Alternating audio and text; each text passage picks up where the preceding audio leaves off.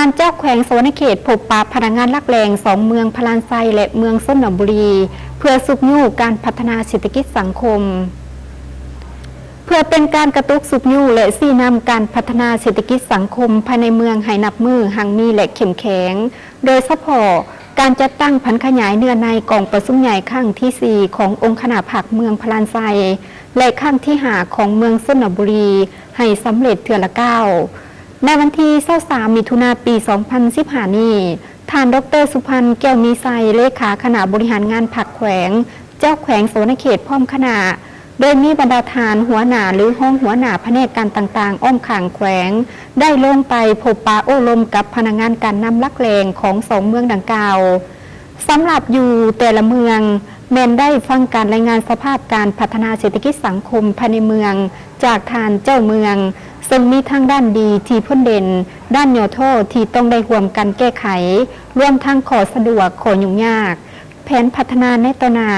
รวมทั้งจุดพิเศษแด่ทางแห่งอื่นๆจากนั้นก็ได้ฟังการประกอบคำเห็นแนะนำในแต่ละด้านจากแผนกการต่างๆเป็นต้นแผนกแผนการลงทุนแขวงสวรรณเขตแผนกศึกษาธิการและกีฬาแขวงแผนกโยธาธิการและขนส่ง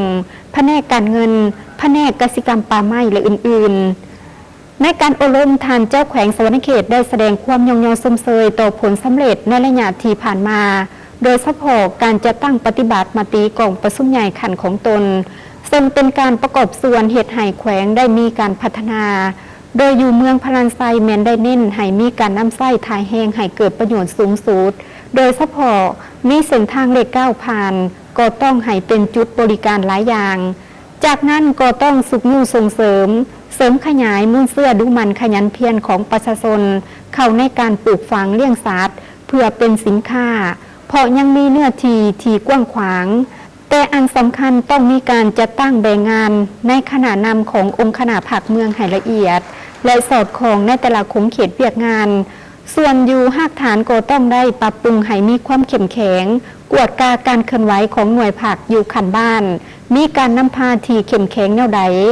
เอาใจใส่หันเอาคณะผักนำพาในแต่ละบ้านตามทิศหน่วยผักเดียวนำพาบ้านเดียวเอาใจใส่ปรับปรุงเวียกงานป้องกันศาสตร์ป้องกันความสงบอยู่หากฐานให้มีความเข้มแข็งเพราะว่าเวียกดังกล่าวก็เป็นมาตรฐานหนึ่งในการสร้างเป็นบ้านพัฒนาและลุดพ้นจากความทุกข์ยากในนี้ต้องเอาใจใส่ต่อบรรดาปรากฏการณ์โยท่อเป็นต้นการมั่วสุมสิ่งเสพติดการตัดไม้หวงหามการฆ่าขายเถื่อนและอื่นๆแม่นต้องร่วมกันหาวิธีแก้ไขที่เหมาะสมส่วนในด้านเศรษฐกิจสุขยู่ส่งเสริมให้มีการผลิตสินค้าหลายมีแผนการสร้างกลุ่มผลิตสร้างเป็นโครงการสร้างครอบครัวตัวแบบแก้ไขให้ได้ในขอบที่ข้างคาของเวียกงานศึกษา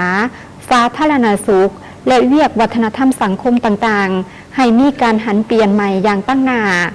ในการพบปะแต่ละจุดทานก็ยังได้มอบเครื่องอุปกรณ์กีฬาให้แต่ละเมืองตื่มอีกในนี้มีประเภทบานเตะบานทรงกระต้อตะนางและอุปกรณ์อื่นๆอีกด้วย